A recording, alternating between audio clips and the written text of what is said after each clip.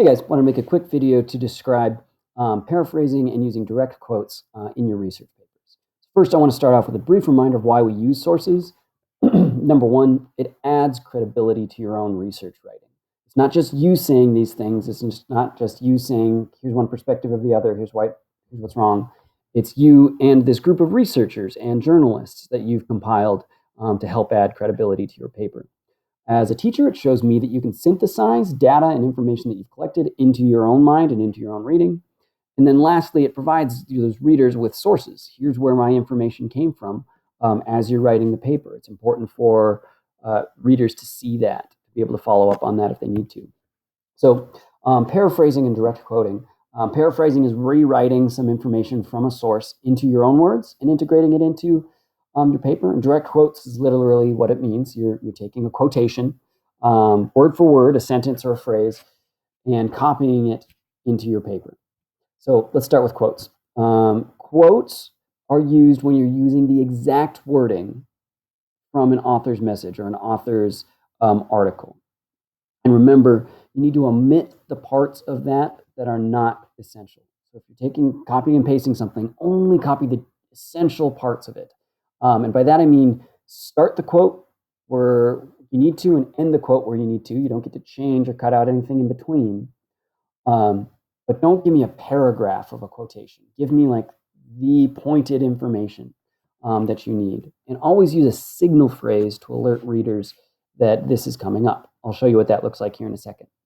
And lastly, always follow up quotations, direct quotes with analysis or a discussion to tie that idea back into your topic sentence or back into your subtopic to explain and show that I'm integrating this information into my writing. I'm not just copying and pasting quote after quote.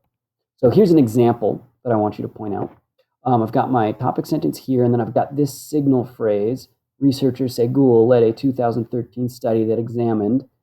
Obviously, I'm going to be talking about information that came from this source from, say, Google. And then I've got my quote. She found that, she referring to, say, Google, this quote.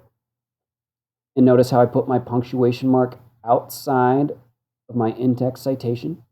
My in-text citation comes right after the quotation marks with a little space.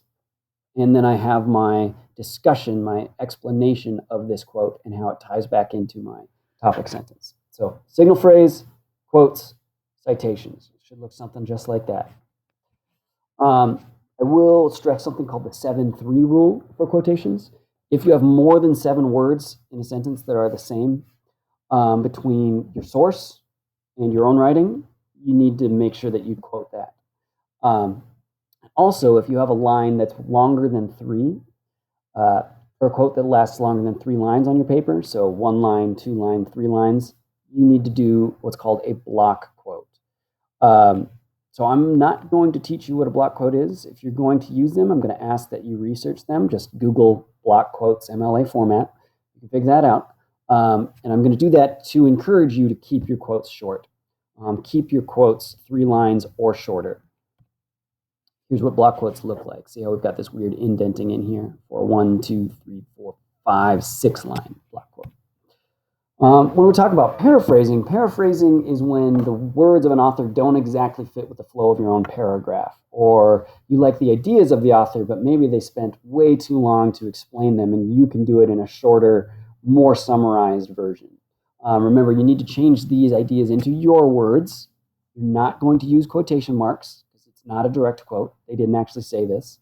But you're still going to use signal phrases and in-text citations to cite where this information came from. I'll give you some examples here. So here's the difference between a paraphrase and a quote. Notice how both of them still have that citation information with my quotes, or with my parentheses here to let me know what source I came from. And both of these should have signal phrases saying, according to this researcher. According to this article. Okay, with that information, good luck, and holler if you have any questions.